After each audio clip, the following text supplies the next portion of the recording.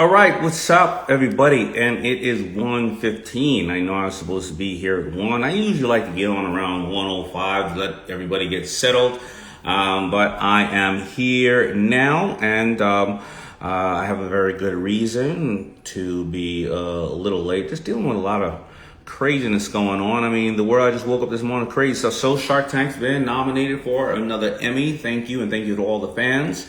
Also is released that we will be going back into filming in the next week, and we will be in a bubble in Las Vegas. And I'll tell you something, the reason why we are one of the only shows going back into filming is because, entrepreneurial thinking, when you sit there as all the producers have to look at thousands and thousands of hours of the sharks and other sharks who are coming up, the entrepreneurs, they get to learn the process and start to think like entrepreneurs.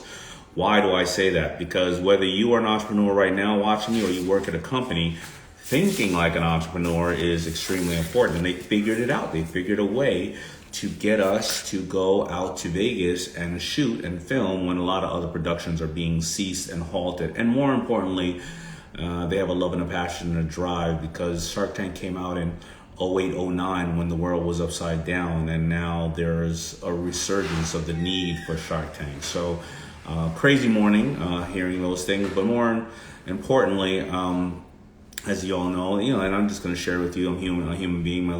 My youngest daughter busted her chin open, had to get 6 stitches, and we're dealing with that. But another family member of mine, actually 2, just caught COVID, and they were home most of the time, and they had some people come in the house to do work, and they were wearing masks, but they caught COVID, and they believe, and I'm a firm believer of this, and I just want to share it with everybody, they caught it through their eyes.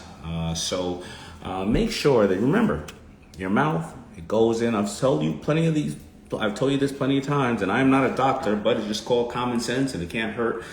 But if it goes in through your mouth and the acids, and you could potentially, wash down, and the acids will kill it. Or in your nose, you have your mucus, and you have your hair. Your eyes have no protection on it, and it smells like something burning in the damn house here. And so anyway, I wear glasses like these. You see, they cost like $100, but they're not the big goggles, but they're secure because. You see, they have this thing, and I'll see. Let me see if I have the name on these things here. I can't find the name on. Oh, wait a minute. Wind. Hey, Zach. I smell something burning in here. Wind. Anyway, I don't know if it's mirrored in the thing, but wind. Anyway, I wear this. So, you smell something burning? I don't know what the hell is that. I'm on a broadcast, but anyway, wear these things and hopefully save you. Anyway, okay, so now I have, and don't worry about, you're gonna hear some stuff in the background, but my good buddies are helping my environment right here. There's no air conditioning in here right now, so I am hot as hell. All right, it's getting hot in here, as Nelly would say. But you know what? I've got my power talks, and I'm bringing on my buddy Alfred Edmond Jr. Actually, I forgot to pin it because I want people to know what's going on here. And this one, I'm going to make this really quick but informative. Reason being is that we have our challenge coming up in a couple of minutes at 2 o'clock. It is a launch, grow, and scale challenge that we had a really amazing time yesterday. And we're going to do it again today, as well as we're going to talk to a lot of the VIPs in a private session after the challenge. But for right now, I'm going to bring on Alfred Edmond. And let me tell you a little bit about Alfred Edmond. I'm going to make sure that I read it. Okay, here it goes. All right, so Alfred Edmond is a self-proclaimed success expert, focusing on the habits and behaviors that produce 4 things: financial fitness, physical fitness, mental fitness, and relationship fitness. I don't want him to even insult himself and say a self-proclaimed success expert, because I believe he's a success expert as well. So he is on point with that. Also teaches people how to stop doing unhealthy, self-sabotaging things for love, and how to adopt and result-driven framework for healthy, smart relationship decisions. All right. Uses those methods within his financial and business journalism, and works at Black Enterprise, works as a radio show host, and grows own relationship education business. Award-winning, now check this out, award-winning natural bodybuilding competitor, and is over 50 years of age. Natural bodybuilding competitor, over 50 years of age. Co-authored the best-selling relationship book, Loving in the Grown Zone, with his wife. Nothing like making a best-selling book with your significant other, right? And hosted Money Matters, a nationally syndicated radio segment on American Urban Radio Networks, and currently a high sought-after public speaker, and is the senior VP and executive at large of Black Enterprise, where he recently launched the new series Beyond the Hype. All right, so listen, this man has talked to countless of very successful people and picked their brain. He himself is extremely successful. He's successful in various different things. Having a relationship, long-lasting relationship with his wife, being a successful natural bodybuilder, being a successful editor at large and content creator, and is all these other good things. But I'm going to bring him right on right now so we can talk to him. Let's bring him on here. There we go. Alfred Edmond Jr. and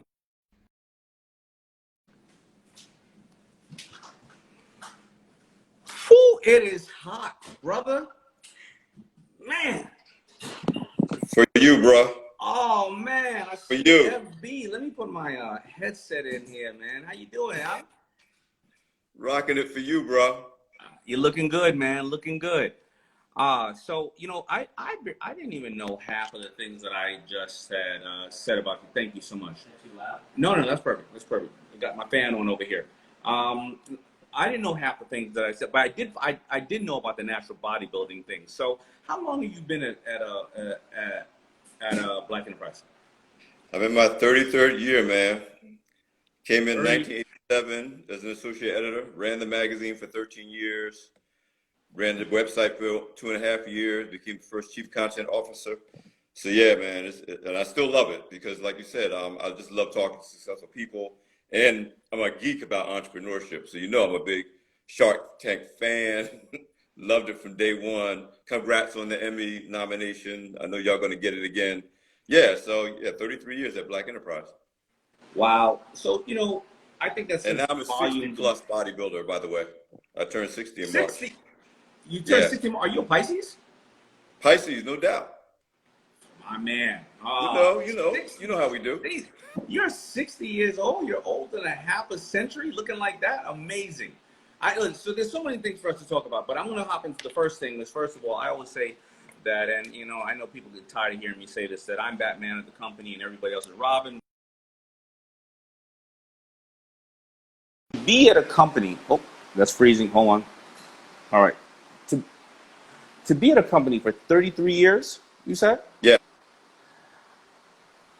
How do you stay there as you? Why are you there for 33 years, number one? And then number two is, why have they had you there for 33 years? That's a secret sauce that everybody needs to know from both sides of the spectrum. Well, I'll tell you, right, it's easy to say why I've been there. And as you know, our visionary founder, Earl Graves, passed away in April. His vision, of doing good while doing well, Black business and Black entrepreneurship is being a key to Black wealth creation and moving us forward. It just fit me. And I didn't know that before I got there. I thought I was going to be a fashion journalist, fashion lifestyle journalist. I thought I was on my way to GQ and Esquire. So when people ask me about being, there now 30 plus years, one is I don't see it as 30 plus years. I see it as 1 year, 30 plus times. I'm very intentional about, do I really want to be here? Am I offering value? Are there still things that I can gain and grow? And the second thing is I've had a different job every 3 years, either because the industry has changed or something new was being demanded of me. And I believe in growth. I believe in intentional growth. So when I get bored, or when I feel like I've mastered something, let me not call it boredom, I look for something else to do. And fortunately, Black Enterprise and Butch Graves, who's now my current boss and CEO, they've always been open to let me try new things. So when I was last editor-in-chief of the magazine in 2008, it was my idea to step off and move into digital because I saw that as what was going to be coming on the horizon. Literally, we know how the world would change by then. But yeah, it's been about the ability to grow and deliver value for a company I believe in with a mission I believe in. I think that that's amazing. However, you know, we always talk about entrepreneurship, and I always say working within a system and being an entrepreneur is harder because you have to work within other people's standards. We have a lot of people watching right now who are bosses, a lot of people watching right now who are employees. From some bosses would say, I don't want you moving in another direction in the company because you're doing a great job here. Or they may say, well, I don't think we should move in that direction. And how do you convince them, wait a minute, man, I'm not taking my foot off the pedal over here. But I think there's other things to do here, and it's in the best of our both interests to do it. And how do you get them to convince them to do it? Because if you've been there a long period of time, you obviously do a kick-ass job at what you do. Why do I want you to go somewhere else in the company? Because then if this starts to falter where you're at, I'm going to look at you and say, yo, man, get back over here, right? So how do you get that healthy balance? It's kind of like talking to your significant other and saying, well, you want to hang out more? Okay, well, what are you doing for me over here? You're going to cook more here? Or what do you like it's that. How do you get that? Well, you absolutely have to operate with a what's in it for them mentality. I mean, you know, if you pitch it like this is going to be good for me, you're right. They'll be like, but that's great, but I'm not paying you so you can do what's good for you. I'm paying you so you can do what's good for the company. So yeah, I always operate where can I deliver value so I can make this case for why I should be doing something new. The same is on the other side. Sometimes they're asking me to do something new. And then I have to decide, is this really what I want to do? Is this good for my career? Is this good for my finances? But I got a couple of advantages, Daymond. One, we have so many great people at Black Enterprise that at the time that I asked to step off the magazine, and you know Derek Dingle, our current chief content officer, Butch effectively had two quarterbacks. It was like a Joe Montana, Steve Young challenge. And he was like, two quarterbacks, you don't really need them both on the magazine. So he had the luxury of saying, yeah, go ahead and focus on digital because we really do have a dude that can do the magazine thing. The other advantage I have is I'm not a traditionally trained journalist. And that's why I love your story, because on paper, if you look at us, what we ended up doing is not what people said we would do. I did not study journalism in college. My degree's in art. I won't bore you with the whole story, but it's almost a series of happy accidents that put me right where I want to be. So I've always been that dude that's like, okay, I can do that, but let me do this. I consider myself like a mixed martial arts master of all media forms. I'm not locked into one thing or the other. I love it. I love it, because what people can learn from that comment and that statement right there is, first of all, the magazine was founded off of a legendary entrepreneur. And believe it or not, I think I've shared this with you. My mother and Mr. Earl Graves were 3 doors away from each other in Brooklyn where they grew up. Yeah, you did tell me that. So that's absolutely amazing. However, his son Butch will then say, all right, well, listen, you know what? I don't need to wear suspenders and belts. If I got two guys who are, two key persons, this is how I scale, and I will allow and or encourage one to move to another area. Also, I didn't grow up as a fashion designer. I didn't go to FIT. You didn't go to journalism. Sometimes we're too close to it, and when we do go out there and we are trained formally, sometimes we cannot get out of our own way. If you were a journalist, a lot of times I've seen the journalists fall by the wayside because they went to school to create a proper story and have it articulated and be able to put this story out that, in the past when we were younger, the story would come out in a month or 6 months or whatever the case is. But all of a sudden, what happens in 2007 or 2009, you can have a story that's coming out in a month, but it was on Twitter an hour. You hit the nail on the head, man. I was into social media back into the late 90s before we ever knew it was going to have anything to do with our work. And, his daughter, one of my daughters calls me a social media OG.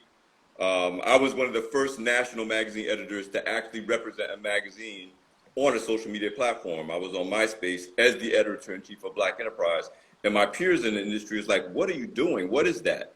But that's who I've always been. I'm like, I want to see what works and figure out how I can work the new thing. And as it turns out, now you can't be a successful media business or any kind of business without social media. So again, it was a skill set that we didn't know we would need, but now it's critical to our business. Yeah, it's like everybody right now trying to pivot. You know, I love the president of my company, Ted, always says if New York Times were caring about selling papers, then they'd be out of business. But they understood that they need to sell content and deliver it no matter where people are absorbing the content. Or if you're a gym owner, are you really selling the gym space, or are you selling a healthy lifestyle and people are buying into you for a healthy lifestyle, which you now can go into the fitness. You can then talk to people about nutrition and the mental things Yes. about the lifestyle. It's not all just going into the gym because, as you know, which I do not take this advice, but six packs are made in the kitchen and not necessarily in the gym, right? So, you know, it's all about the people here that are providing service to people, and they're stuck and they only are thinking this way. I talked to a restaurant owner on one of my power talks, and he said, food is okay, but you know what I sell? I sell a special time because you're only going to have one 16th birthday with your daughter. You're going to only have one time to share that meeting that was a success with your partners, and you're going to share it in my place because I'm going to guarantee you the ambience and the food and the drinks and the good time. You know what I mean?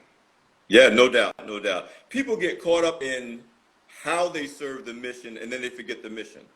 The mission of Black Enterprise has been the same since day one. It's never changed.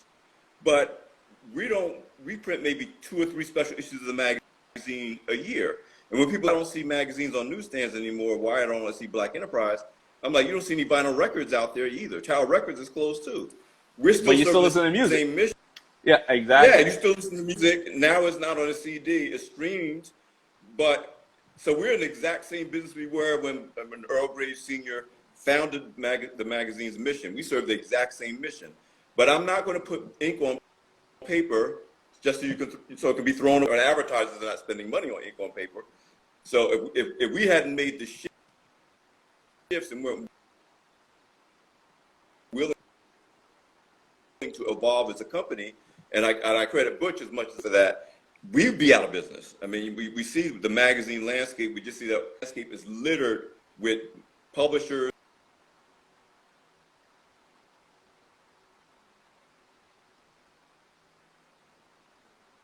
Need to stick to.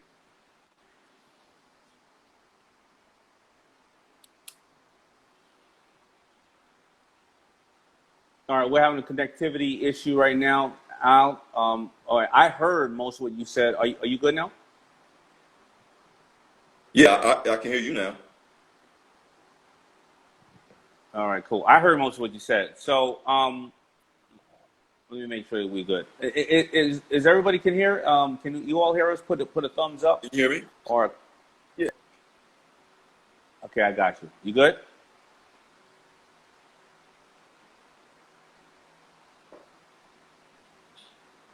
I can hear you. Okay. You fine now. I don't know. Have you been having connectivity issues? Because I definitely have. So I'm not sure if it's on your side or my side. Because I'll then just take off my Wi-Fi. Are you?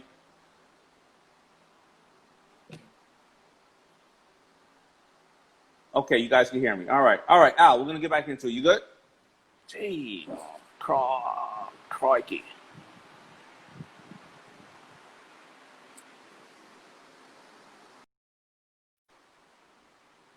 What? Let it buffer one more.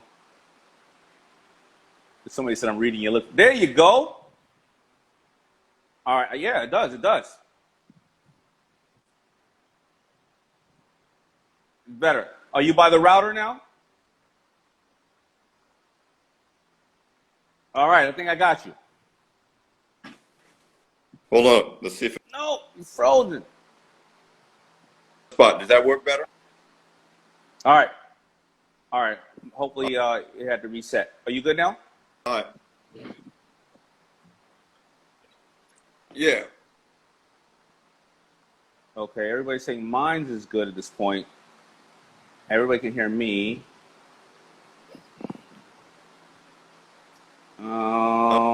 Damn. All right, Al, I can't hear you. You want to reset? We're gonna reset for another time because I gotta go. I gotta go and get into this with you, man. Because no, somebody don't want you. All right, Al, I'm going to. Let's see if I have you on my phone. I'm gonna call you really quick. 'Cause I don't want to.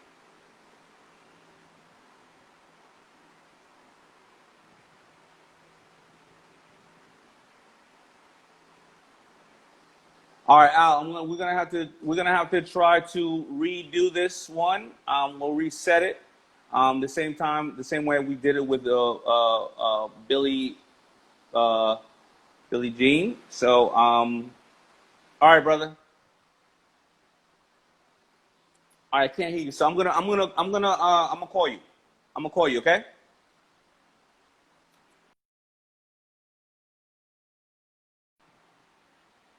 Damn. I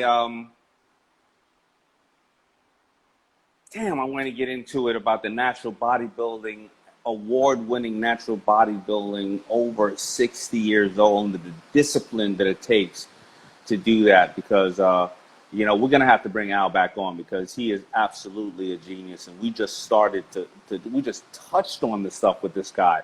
I got questions. I know that he's probably watching. I got questions like, what are the right supplements to take for your body, with the aches and pains. I mean, when I turned 50, things were swelling on me that I didn't even know existed on my body. I got to talk to this guy because while we're home, and whether it's black seed or turmeric or rhodola or vitamin C and D and whatever the case is, I need to know how to stay in shape or what to do. And it's all good looking at these people who are, young, and sometimes genetically they got really great bodies. But a guy like him at 60 years old, man, I gotta talk to that guy. I got some questions for him, and then I want to talk to him about having a very successful marriage and love and life over all those years. I'm sure that he can share with us, especially during these times when all of us are right there next to our significant other, and the tension is this like this sometimes, but the love is like this sometimes. I'm sure he's been through some serious ups and downs, and I want to get those answers from him. So anyway, listen, I'm going to hop off right now, and I am going to bring Alfred Edmond Jr. back on again at another date. Please do me a favor. If you don't follow him because he is extremely smart and a lot of wisdom. And I am going to go back into now my challenge at 2 o'clock. I can't wait to see everybody on the Launch, Scale, and Grow Challenge, where we are going to learn even more. If you are not in there, please sign up. I think it's called launchgrowscale.com. But it was in my story yesterday. All you had to do was swipe up, and I will see everybody in a little bit. Remember, I will be back on certainly on Monday at 1 p.m. and again Tuesday at 1 p.m. and I will be shooting from Vegas outside there. So I will talk to you all later. Thank you, Beauty Shark Ginger. I will see you at 2 o'clock. Beauty Shark Ginger, you don't need to be there because you can always call me personally. But I love it that you're there because I need you sometimes to just tell me, hey, D, I've heard that before. You gotta tell us some other stories about different areas and different things, or this really worked well for me and this is how I am succeeding. All right, everybody, I love you, and I will talk to you next week. All right.